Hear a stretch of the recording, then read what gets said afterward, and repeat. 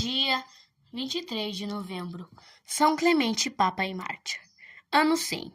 São Clemente, natural de Roma, era discípulo de São Pedro e São Paulo. Acompanhando desde este nas viagens evangelizadoras, com ele dividiu as fadigas, sofrimentos e perseguições da vida apostólica.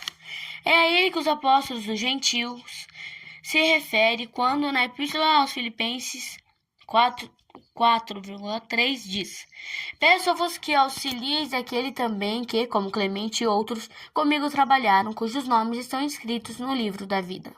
Essas palavras lhe documentam a dedicação e fé, o zelo pela causa de Deus e das almas.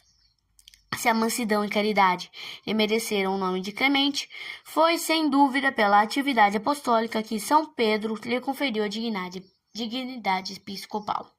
Os primeiros sucessores de São Pedro na sé apostólica e no martírio foram Lino e Cleto. Na quase certeza de perder a vida por Jesus Cristo e a Igreja, São Clemente assumiu o governo da barca de São Pedro em 91.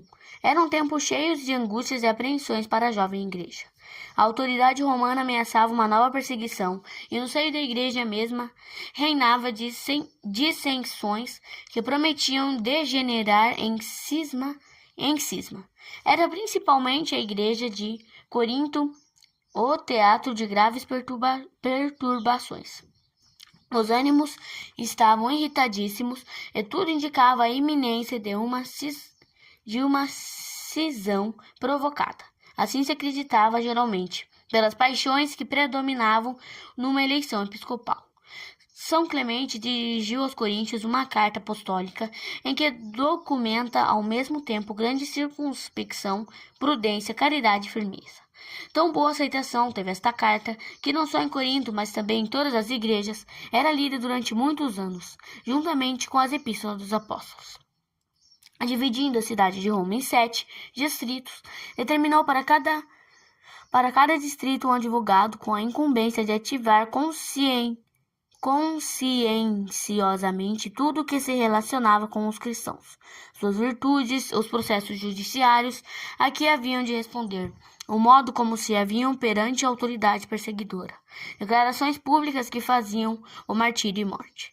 Esses protocolos, chamados Atos dos Mártires, eram lidos nas reuniões dos fiéis. Ao zelo apostólico do Santo Papa, abriram-se as portas do próprio Palácio Imperial. Domitila, irmã do imperador Domiciano, cuja ferocidade contra os cristãos era conhecida, não só se converteu à religião de Jesus Cristo ainda mais. Exemplo de todas as virtudes, fez o voto de castidade perpétua e foi para os cristãos perseguidos o anjo de caridade, naqueles tempos aflitivos. O imperador Trajano, vendo na propagação da religião cristã um perigo social e religioso para o império e reconhecendo no Papa rival temível, citou-o perante o tribunal e, com ameaças de morte, exigiu-lhe a abjuração da fé e o culto dos deuses nacionais. São Clemente não hesitou nenhum momento e, na presença da suprema autoridade romana, fez uma profissão de fé belíssima que não deixou o imperador em dúvida sobre a improficuidade do seu tentamento. Aconteceu o que era de esperar. O Papa foi condenado à morte. Há, porém, duas versões sobre o modo da execução da sentença. Historiadores há que referem ter sido São Clemente tirado ao Tibre.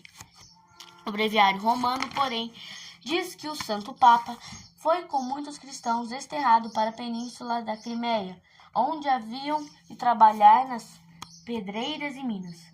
Se para Clemente era um consolo poder partilhar a escravidão com seus filhos em Cristo, estes mais facilmente se conformavam com a triste sorte, vendo diante de si o Pai querido ou representante de Deus na terra. O que mais atormentava os pobres cristãos era a falta absoluta de água no lugar onde trabalhavam. Penosíssimo era o transporte deste precioso líquido que só se achava na distância de umas milhas. Clemente pediu a Deus que se compadecesse do povo, como se compadecera dos israelitas no deserto. Terminada a oração, viu no alto de uma montanha um cordeirinho que, com a mão direita levantada, parecia indicar um determinado lugar. O Santo Papa dirigiu-se imediatamente ao lugar onde lhe aparecera o cordeirinho e, com uma enxada, pôs-se a cavar a terra. Qual não lhe foi a admiração quando logo ao primeiro golpe viu brotar água deliciosíssima e tão abundante, que com aquele dia teve termo a aflição dos cristãos. Este milagre não só contentou a esses, também os pagãos, vendo o inclemente o enviado do céu, a ele se dirigiram, fossem aceitos como catecúmenos. Assim, muito idólatras se tornaram adoradores de Jesus Cristo, e os templos pagãos, antes antros do mais abjeto culto diabólico, transformaram-se em igrejas cristãs. Este espetáculo grandioso perante anjos e homens despertou naturalmente o ódio nos corações dos sacerdotes pagãos, que se apressaram em denunciar Clemente. A resposta imperial não se deixou esperar. O governador Aufidiano, autorizado por Trajano a pôr um dique à propaganda cristã, custasse o que custasse, condenou à morte Clemente e intimou os cristãos a que abandonassem a religião de Cristo. Algemado, foi Clemente levado a um navio que o transportou ao alto mar. Lá chegado, puseram-lhe uma âncora de ferro ao pescoço e precipitaram-no na água. Isso aconteceu em 23 de novembro de 100. Os cristãos, consternados pela perda do pai e pastor, pediram a Deus que não deixasse o corpo do mártir entregue ao jogo das ondas, mas que o restituísse ao carinho e à veneração dos filhos espirituais. Aufidiano e sua gente mal se tinham afastado quando o mar espontaneamente retrocedeu uma grande distância, até o lugar onde tinha sido mergulhado o corpo do santo Papa Mártir. O mais que aconteceu foi de modo extraordinário. Aos olhos pasmados dos cristãos, apresentou-se-lhes um pequeno templo de mármore branco.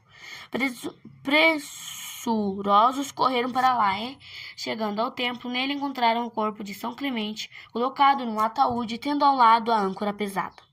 Quando se dispuseram a retirar as santas relíquias, Deus manifestou vontade de que não o fizessem, que o deixassem repousar no mesmo lugar e que o mar anualmente durante 7 dias franqueasse o acesso ao túmulo. Assim aconteceu. As relíquias de São Clemente ficaram no fundo do mar, guardadas por santos anjos, até o século IX, quando, sob o governador do Papa Nicolau I, os santos missionários Cirilo e Metódio as trouxeram para Roma, onde foram depositadas na igreja de São Clemente, onde se acham até agora. Reflexões. Se queres venerar dignamente São Clemente, procura imitar-lhe os belos exemplos e observar-lhe os sábios ensinamentos que depositou nos seus escritos.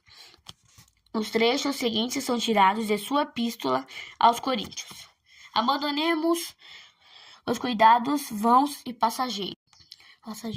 Sigamos a regra gloriosa e venerável da nossa santa vocação. Atendamos ao que é belo, agradável diante do Senhor que nos deu a vida. Fixemos o olhar sobre o sangue de Cristo e ponderemos seu alto valor na apreciação de Deus, pois esse sangue foi derramado pela salvação nossa e do mundo inteiro. Os astros movem-se no espaço por ordem de Deus e obedecem-lhe. Dia e noite surgem no horizonte e seguem o curso, sem jamais se embaraçarem uns aos outros. O sol, a lua, as estrelas, na mais perfeita harmonia, percorrem seus círculos sem ultrapassar as órbitas. A terra produz o alimento para o homem, para os animais e para outros seres viventes. Tudo em perfeita obediência ao Criador. As profundidades dos abismos e o interior do globo seguem-lhe as determinações. As ondas do mar respeitam os limites que a vontade divina lhes traçou. O vasto oceano, ainda não atravessado por embarcação humana, os continentes além recebem as ordens do Senhor. As estações, a primavera, o verão, o outono e o inverno, seguem-se na maior regularidade. Os ventos e as tempestades não se perturbam em suas funções. Fontes inesgotáveis criadas para nossa saúde e nosso uso fornecem as águas para o sustento da vida humana. Os animaizinhos quase imperceptíveis realizam reuniões na maior paz, na mais perfeita ordem. Todas estas coisas o grande arquiteto e senhor do universo chamou-as à existência. A todos faz bem, principalmente a nós que recorremos às suas misericórdias, porque por nosso Senhor Jesus Cristo, a quem sejam dados honra e louvor nos séculos dos séculos. Vossos filhos devem participar da disciplina em Cristo. Devem aprender quanto vale perante Deus o sentimento humilde, como é apreciado o amor casto e como é sublime e belo o temor de Deus, que santifica a todos, que andam em reta intenção. Ele é o perscrutador dos pensamentos e planos íntimos. Seu sopro está em nós, ele o retira quando lhe apraz.